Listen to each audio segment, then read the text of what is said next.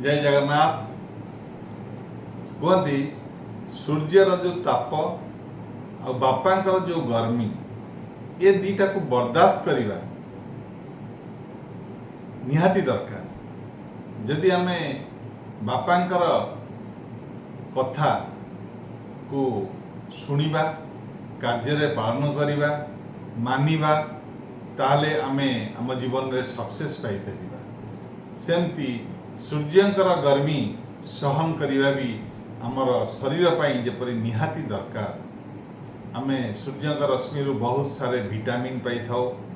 ता व्यतीत सूर्यंकर रश्मि आमको शरीर में जो उत्ताप दे थाए से उत्ताप आम शरीर पे बहुत दरकार हुए। कहीं ना प्राकृतिक उत्ताप आमको मिली थाए से उत्ताप आ बापांकर जो गरम गरम कथा जो प्रकार कथा आ सब बेले मन रखा दरकार। बापा माँ कहतु आमको सब बेले भल मार्गदर्शन दिग्दर्शन दियंती जहाद्वारा कि आम जीवन में कृतकार्य हो पारिबा।